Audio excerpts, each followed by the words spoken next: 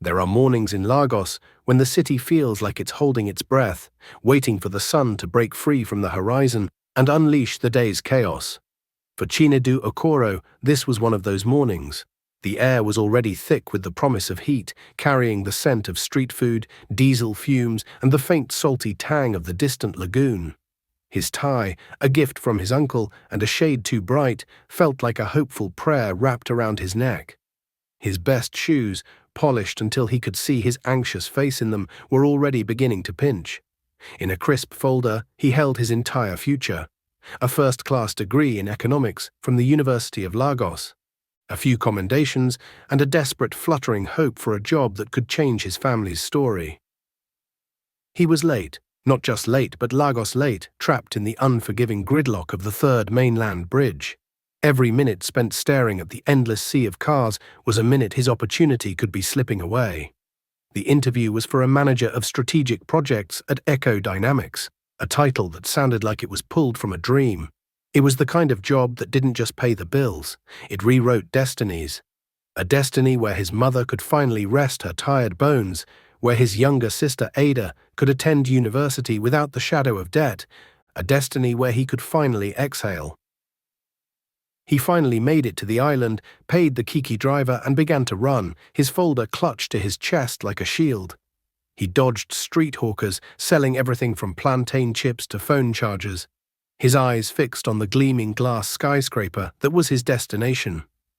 He could almost feel the cool kiss of the air conditioning, the polite, practiced smile of the receptionist, the weight of the questions he had recited in his mind 1,000 times.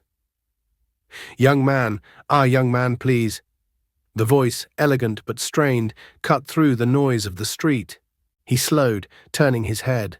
A woman stood by the curb, her poise undone by a snapped heel. She was impeccably dressed in a sharp, tailored Ankara suit, her gel tied with an artist's precision, but her predicament had left her stranded and vulnerable. "Young man," she said again, her voice a little softer now that she had his attention, "please, could you do me a small favor?" Chinedu glanced at his watch. His heart hammered against his ribs. Every second was precious. Madam, I'm so sorry, I can't," he said, the words tumbling out in a rush of regret. "I'm running late for a very important job interview." He started to turn away, the magnetic pull of his own ambition overwhelming. But something in her eyes, a flicker of weary dignity, stopped him. She wasn't just annoyed, she was a woman of authority, unused to being helpless, and the effort it took for her to ask a stranger for help was written all over her face. "Please," she said, and then with a quiet, resigned sigh that seemed to carry the weight of the whole city, "Thank you." He stopped. Those two words, spoken with such quiet grace, were more powerful than any demand. He took a deep breath, the Lagos air filling his lungs, and let it out slowly. What was 5 more minutes? 10 at most? He walked back to her. "What exactly do you need, Ma?" he asked, his voice now calm and respectful. A wave of relief washed over her features. "Please," she said, her composure returning, "help me buy a new pair of heels." She pointed to a small, cluttered shoe shop tucked between a pharmacy and a buka. He looked at the shop, then back at her. "Which ones should I get for you, Ma?" "Any decent pair," she replied, a faint wry smile touching her lips. "As long as they are a size 38. She reached into her handbag, pulled out a few crisp Naira notes, and held them out to him. This should be more than enough. Chinedu took the money, his mind already calculating. He could dash in, grab the first pair he saw, and be back in 3 minutes. But looking at her, standing so precariously on the broken Lagos pavement, he knew he couldn't do that. She deserved a good pair of shoes. The shop smelled of leather and camphor. A young man with an air of profound boredom looked up from his phone as Chinedu entered. "Good morning, Oga," Chinedu said, his voice polite but efficient. "Please, I need a pair of ladies' heels." "Which style?" the clerk asked, his thumb already resuming its endless scroll. "Any style, as long as they're size 38. The clerk grunted and disappeared into a storeroom, returning a moment later with a single box. He opened it to reveal a pair of simple black heels. "My guy," he said, his tone dismissive, "these ones are 25,000 Naira." Chinadu examined the shoes. They were okay, but the price felt inflated. He thought of the woman waiting outside, and a sense of duty settled over him. This wasn't just a transaction, it was a matter of trust. "Ah, no," he said, his voice steady. 20,000. The clerk scoffed. "Ogre, no, that's the last price." Chinadu held his ground. He had learned to negotiate in the sprawling markets of Balagun and Onitsha with his mother. He knew the rhythm, the dance of it. He pointed out a tiny scuff on the side of one shoe, a slight imperfection in the stitching. He spoke of the tough economy, of the need for businesses to be reasonable. He was respectful, but he was not backing down. Just then, another customer, a man in a sweat-stained shirt, overheard their exchange. He clutched a pair of shoes to his chest, his face a mask of theatrical desperation. "Ah, my God, this is the exact one I need," he lamented, turning to them. "Please give me a discount," he begged the clerk. "How much do you have?" the clerk asked, his patience wearing thin. "I have 23.5. Please help me, it's for my wife. If I don't bring these shoes home today, my marriage is finished." The small drama seemed to break the tension. The clerk sighed, a long, suffering sound. Okay, he said to the man, then glanced back at Chinadu. The shared moment of Lagosian absurdity had created a strange bond.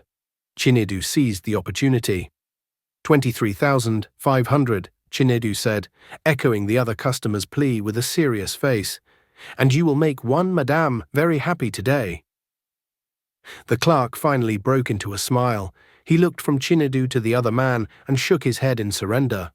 "Fine, but don't tell anyone I gave you that price." He took the money from Chinadu and quickly put the shoes into a simple nylon bag. "A bag is fine," Chinadu said, waving off the offer of a box. He had to go. "Final customer, it's okay." "Thank you so much," he said, grabbing the bag and rushing out of the shop. The woman was waiting exactly where he'd left her, a small, grateful smile on her face. "Here you are, Ma," he said, handing her the bag and the change. Her eyes widened when she saw the extra notes. "Thank you, young man," she said, her voice warm with genuine surprise and appreciation. "How can I repay you for your help?" "Well," he said, a touch of boldness surfacing, "you could buy me a coffee sometime." She chuckled, a rich melodic sound. "I would like that, but," she added, her expression turning serious, "it will have to be another time. You are already late for your interview." He nodded, the weight of his reality crashing back down. "Yes, Ma, I am."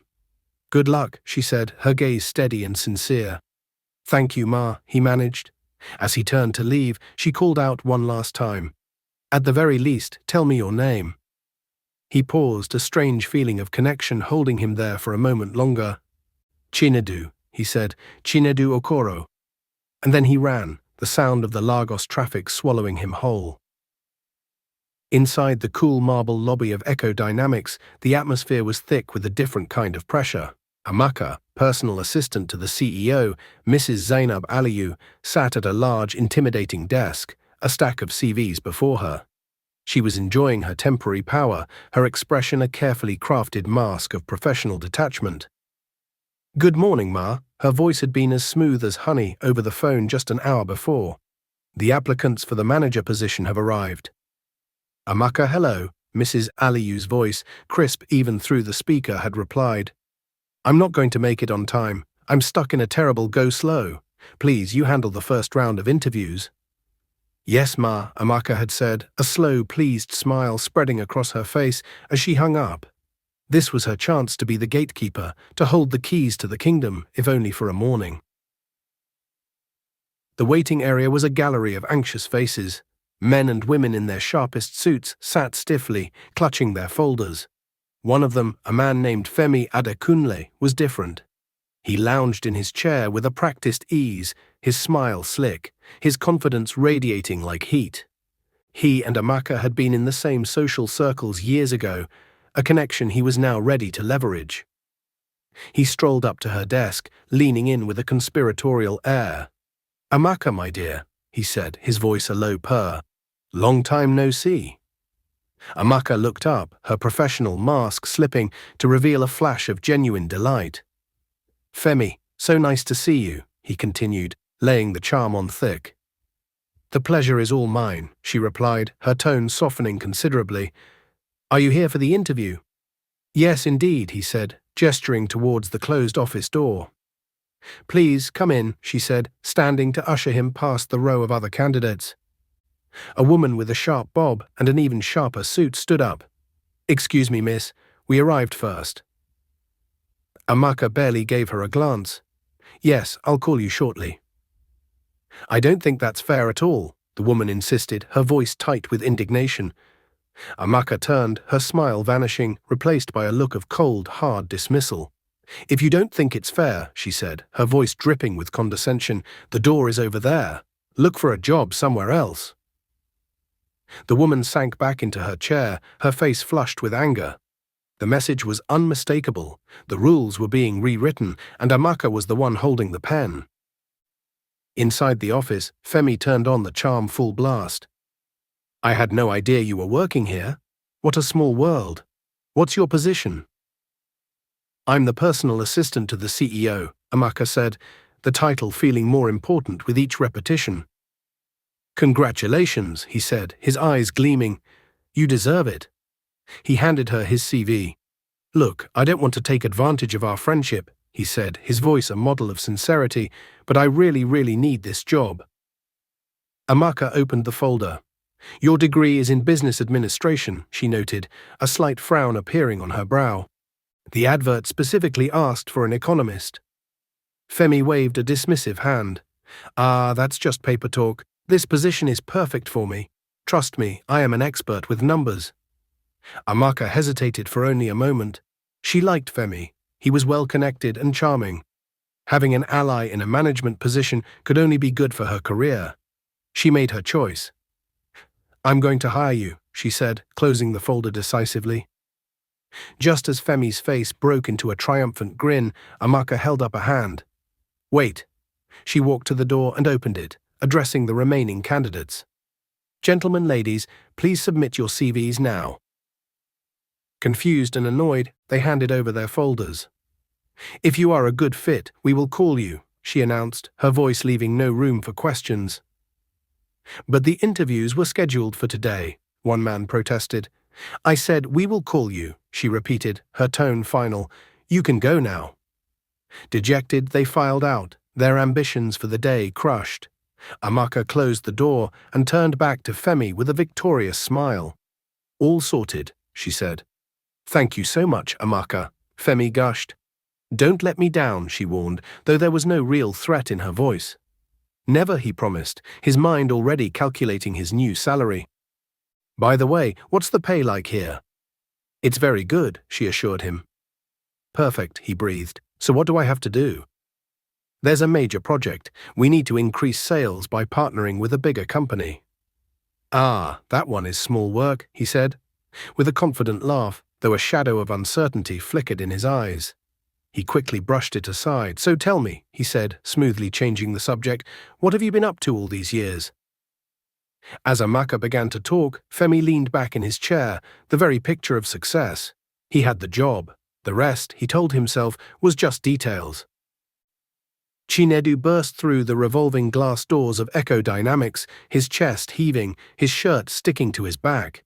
He was met by the blast of cold air and the indifferent gaze of the receptionist. Good morning, he panted, trying to catch his breath. I'm here for the interview. Manager of Strategic Projects. The receptionist looked at him with an expression of mild pity. You are very late, sir. I know, I'm so sorry. There was an incident, he began, but she was already shaking her head. No, she said, her voice flat and final. The position has been filled. You can reapply when there's another vacancy. The word no hung in the air, a cold, solid wall, all that running, all that hope, shattered in an instant. He felt a wave of despair so strong it almost buckled his knees. He thought of his mother and of the gecko he'd accidentally killed that morning. A bad omen. It seemed his bad luck had arrived right on schedule. As he turned to leave, his shoulders slumped in defeat. He saw Femi and Amaka emerging from an office, laughing together. Femi, looking smug, caught his eye. You're wasting your time, my guy, he said, his voice loud enough to carry across the lobby. The position is gone. Chinedu felt a hot flush of shame and anger. He had failed. But as he walked towards the exit, a spark of defiance flickered inside him. He had come all this way. He couldn't leave with nothing. He turned back to the receptionist. "Please, can I just leave my folder?" he asked, his voice barely a whisper. She sighed, a gesture of profound boredom. "Just leave it there," she said, pointing to a corner of her desk. He placed his folder on the polished granite, a small, forgotten monument to a dream. "Thank you," he said to no one in particular, and walked out into the harsh glare of the sun. Not long after, a sleek black car pulled up to the curb. A woman in a sharp Ankara suit stepped out, her stride confident and purposeful. She wore a brand-new pair of simple black heels. Mrs. Zainab Aliyu, the CEO, had arrived. She swept into the lobby, her presence immediately commanding silence and respect. "The ogre has arrived," the receptionist murmured, suddenly sitting up straighter. Zainab's sharp eyes scanned the lobby.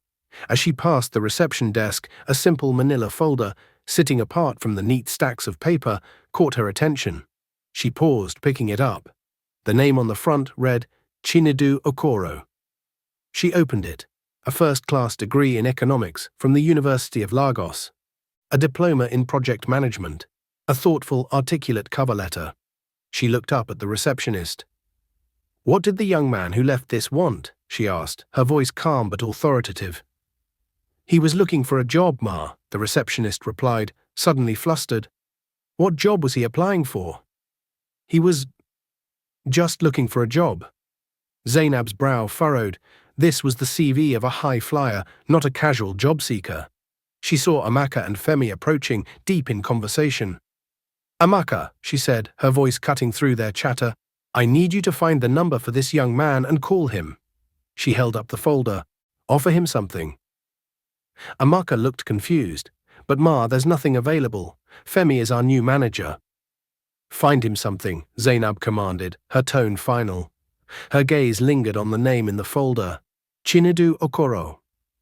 There was something about it that tugged at her memory, a faint echo of a kind face and a moment of unexpected help on a chaotic Lagos street. The call came as Chinedu was on a Danfo bus, heading home, the city's noise a dull roar in his ears. He was mentally preparing the speech he would give his mother, the one where he would pretend the disappointment didn't feel like a physical blow. "Good morning, am I speaking with Chinedu Okoro?" A clipped professional voice asked. "We have a suitable job opening for you. Please come back to our office immediately." Hope, fragile and wary, began to stir. He thanked the woman, got off at the next stop and hurried back to the glass tower, his heart pounding a nervous rhythm. He was led to a small, sterile office where Amaka was waiting. She did not look happy to see him. "You called for me?" he asked, trying to keep his voice steady. He started to talk about his qualifications, the words he had rehearsed, but she cut him off. "Yes," Amaka said, her voice flat. "You have a very interesting CV, but the manager position has been filled." Confusion clouded his face. "Then why did you call me back?" "We have a janitor position available," she said, the words landing like small, sharp stones. "If you are interested." "A janitor, a cleaner." He looked down at his bright tie, his polished shoes. He thought of his first-class degree, of the nights spent reading by candlelight, of the dreams he had carried for so long. It was a profound insult. He opened his mouth to refuse, to walk away with what little pride he had left. But then he saw his mother's face in his mind, her hands rough from years of hard work. He thought of the stack of bills on the small table in their living room. Pride was a luxury he could not afford. "That's the only thing available," Amaka pressed, seeing his hesitation. "And the only reason I'm calling you is because my boss instructed me to. So yes or no." He took a deep breath. "I accept," he said, the words tasting like dust in his mouth. "Good," she said, a flicker of what looked like contempt in her eyes. "Down that hall you will find your uniform. You are to make sure every office on this floor is kept spotless." He nodded, a lump forming in his throat. He collected the plain grey overalls. They felt heavier than they looked. "Thank you," he said, though he wasn't sure why. He walked out of the room, the scent of antiseptic and crushed hopes already clinging to him. Femi Adekunle was drowning.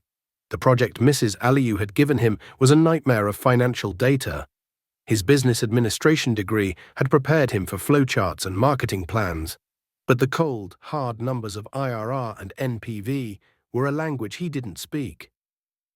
Review the last 3 projects, Zainab had instructed, her voice sharp. Do a profitability analysis. I want to see which one we should replicate and which one we should avoid. Include indicators like IRR and NPV. You have 2 days. 2 days. A cold sweat prickled his skin. He stared at the spreadsheet, the columns of figures blurring into an incomprehensible mess. He was an imposter, and the clock was ticking. Meanwhile, Chinedu pushed a cleaning trolley through the quiet, air-conditioned hallways. He worked with a quiet, focused dignity, mopping floors and polishing glass until they shone. The work was repetitive, but it gave him time to observe and to listen. Through the thin partitions of the cubicles, he heard the language of business, the debates over strategy, the arguments over financial projections. His economist's mind absorbed it all, analyzing and understanding.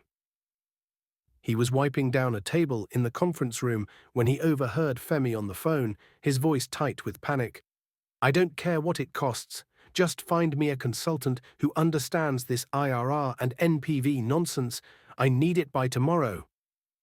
Later that day, Chinedu was emptying the bin near Femi's cubicle. He saw the man staring at his computer, his face pale with desperation. On the screen, a complex formula was highlighted in red, an error message blinking like a tiny, mocking eye. Chinedu paused. He knew that formula. He knew the error. A simple, misplaced bracket. He hesitated. It wasn't his business. He was the cleaner. But the flawed equation was like a discordant note in a piece of music, and it grated on his soul. Good morning, sir, he said quietly. I'm just here to clean up. As he wiped down the desk, he leaned in slightly. VAN is net present value, he murmured, his voice barely a whisper. And IRR is internal rate of return. Sir, you might want to check the brackets in your discount factor calculation. Femi stared at him, his mouth open. Then his shock hardened into a sneer. I don't remember asking for your help, he snapped, quickly minimizing his screen. Sir, I just thought, Chinedu began. You are the cleaner, Femi said, his voice laced with contempt. Focus on your work. I'm very sorry, sir, Chinedu said, backing away, the injustice of the rebuke stinging him. And not a word of this to anyone, Femi added, his voice a low threat. The next day, Femi's panic had escalated to raw terror. The deadline was hours away. He cornered Chinedu in an empty corridor, his arrogance stripped away, leaving only desperation. Chinedu, he began, his voice strained, you understand all this project business, don't you? Chinedu simply looked at him. Yes. Help me, Femi begged. Please, I'll sort you out. I'll give you whatever you want. Chinedu shook his head slowly. It wasn't about money. It was about the dismissal, the arrogance, the casual cruelty of being told to focus on his cleaning. No thank you, he said, his voice quiet but firm. You put the company at risk with your lies. Look, I'm not asking for your advice, Femi hissed. I'm asking for your technical help. I can't, Chinedu said, turning to his trolley. I'm busy cleaning right now.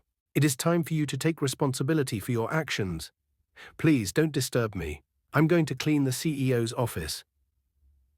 As he walked away, leaving Femi standing helpless and exposed, he felt a small, hard knot of satisfaction. It wasn't revenge. It was justice.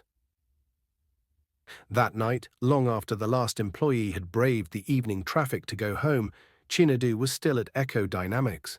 He finished his duties, the building wrapped in a profound silence. But instead of leaving, he found himself drawn back to Femi's empty cubicle. The computer was still on, the broken project file a testament to Femi's failure. He sat down in the expensive chair. He looked at the numbers, and for the first time since he had put on the grey overalls, he felt a flicker of his old self. He began to type. His fingers moved with a speed and confidence that felt like coming home. He wasn't just fixing a project, he was resurrecting a part of himself. He worked through the night, fueled by lukewarm coffee and a fierce, burning need to prove his own worth, if only to himself. As the first light of dawn painted the Lagos sky, he saved the file, shut down the computer, and melted back into the shadows, leaving behind a perfectly executed anonymous masterpiece. The day of the big presentation felt charged, electric. Chief Bello, the head of the partner company, was a legend in the Lagos business world. An old-school tycoon who could spot a fraud from a mile away. Zainab Aliyu greeted him in the main conference room. "It's so good to have you here, Chief," she said, her voice professional and warm. "The pleasure is all mine, Zainab," he replied, his eyes sharp and intelligent. "I am flying out tonight, so I decided to come myself to review the proposal. Knowing you, I am sure everything is in order." "Of course, Chief," Zainab said with a confident smile. "Amaka, please ask Femi to bring in the documents." Femi entered, his face ashen. He clutched a binder to his chest like a life raft. He placed it on the table before Chief Bello, his hand trembling. "Let me see the plan," Chief Bello said, opening the binder. He flipped through the pages, his expression growing more and more quizzical. The numbers were perfect, the charts were flawless, but it felt sterile. It didn't feel like the work of the sweating, nervous man standing before him. He looked up, his gaze like a physical probe. "This project looks very interesting," he said slowly, "but what is the IRR? And what is the operating scenario? Tell me." Femi froze, the blood drained from his face. He had memorized the executive summary, but he hadn't understood the mechanics behind it. The terms were just alphabets to him. "Well," he stammered, his eyes darting around the room, The IRR is, in a favorable scenario." His voice faded into a pathetic silence. Chief Bello's eyes narrowed. He looked from Femi's terrified face to the immaculate report. The math didn't add up. "This boy did not write this report," he stated, his voice flat and certain. The silence in the room was thick enough to cut with a knife. Amaka looked horrified. Zainab's face was a mask of cold fury. "He did," Amaka whispered, but there was no conviction in her voice. "How?" Chief Bello challenged. His gaze swept the room and landed on Chinedu, who was quietly trying to empty a waste paper basket in the corner, wishing the floor would swallow him. "And who are you?" Every head in the room turned to Chinedu. He stood frozen, the bin in his hand, trapped in the harsh spotlight. Zainab looked at him, and in that instant, everything clicked into place. The name, the kind face from the street, the feeling of familiarity. It all coalesced into a single blinding memory, a broken heel, a frantic rush, and a young man named Chinedu who had stopped to help. The man who had bought her the very shoes she was wearing. She looked from his humble cleaner's overalls to the brilliant financial report, and she finally understood. "He is the author of this project," she said, her voice ringing with newfound certainty. "Please listen to him." Chief Bello stared at Chinedu, his skepticism warring with his curiosity. "Very well," he said, gesturing to the front of the room. "Go ahead." Hesitantly, Chinedu put down the bin and walked to the head of the table. He took a deep breath, the grey overalls suddenly feeling like a costume he was about to discard. He looked at his report, and the words came to him, clear and strong. "Well, sir," he began, his voice steady, "the NPV is projected at a very respectable N28, 450,000. The IRR stands at a solid 23.4%. However," he continued, pointing to a chart, "if we optimize our logistics, it could potentially exceed a remarkable 30%. Chief Bello leaned forward, completely engrossed. "And how did you calculate the sensitivity to a 10% variation in the applicable discount rates?" Chinedu didn't falter. "For the sensitivity analysis, I used 3 distinct rates, 10, 12, and 15%. The project remains profitable up to a 14% rate. Even at 15%, it is still viable, though the NPV drops to N3, 200,000. I modeled this in Excel and ran a comprehensive Monte Carlo simulation for critical scenarios." He spoke with an effortless authority, the complex language of economics flowing from him naturally. The room was spellbound. Femi stared, his face a mask of disbelief. Amaka looked as if she had seen a ghost. Chief Bello was beaming. "This is brilliant," he said, shaking his head in amazement. "Zainab, What I do not understand is how it is possible that you have a mathematical genius working as a cleaner in your company. All eyes were on Chinedu. He stood a little taller, the weight of the past few weeks lifting from his shoulders. Sir, I studied economics at the University of Lagos, he said, his voice filled with a quiet pride, but until God smiles on me, I work as a humble cleaner. Well then, Chief Bello declared, closing the binder with a decisive clap. We can commence negotiations on the condition that this young man is the one who will lead this project. Zainab smiled, a genuine radiant smile. Of course, Chief, she said, that is exactly how it will be. The aftermath was as swift and clean as a surgeon's cut. The moment Chief Bello had left, his final handshake with Chinedu sealing the deal, Zainab Aliyu cleared the room. Her gaze landed on Femi, who was trying to make himself small in his expensive suit. Femi, you are fired, she said, her voice cold and final. Get out of my company now. He didn't protest. He gathered his things and scurried out, a man undone by his own deception. Next she turned to Amaka, whose face was pale with fear. And where do you think you are going? Zainab asked as Amaka began to edge toward the door. Don't say a word. You are fired. Why? Amaka whispered, though she knew the answer. Because you hired a fraud, knowing he was unqualified, Zainab stated, her voice like steel. And because you saw the CV of a first-class economist and gave him a mop. You didn't just overlook talent, you tried to bury it. You are a liability. Get out. Amaka fled, her brief reign of power ending in total disgrace. Finally, the room was quiet. It was just Zainab and Chinedu. She looked at him, really looked at him, and saw not the cleaner, but the brilliant, resilient man who had saved her company's biggest deal.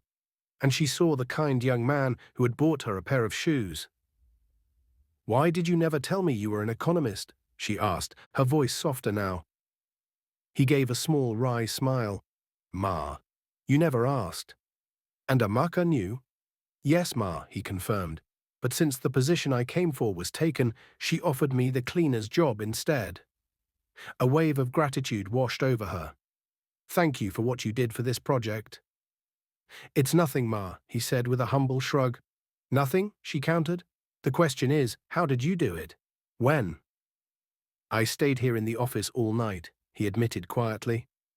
She shook her head, a mixture of awe and shame in her eyes. How can I ever repay you? He met her gaze, and a flicker of the boldness from their first meeting on the street returned.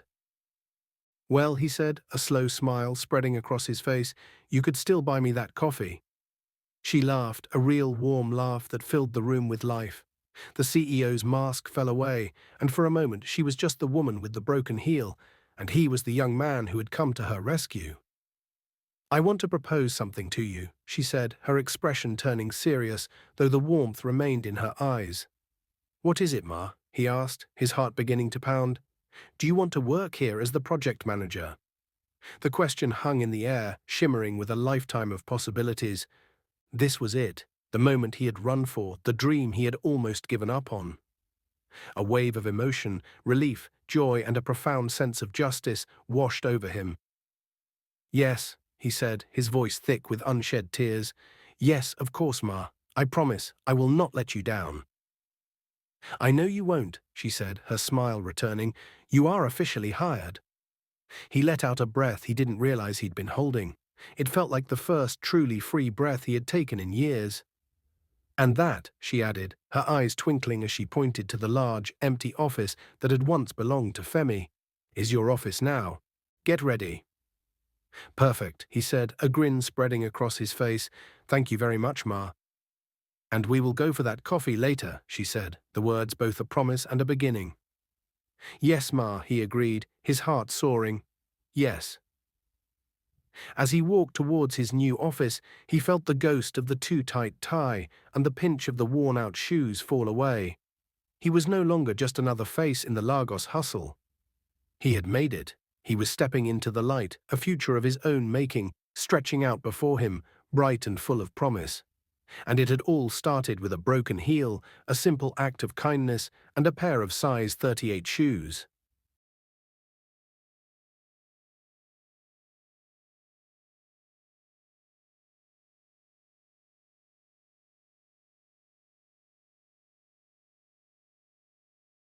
There are mornings in Lagos when the city feels like it's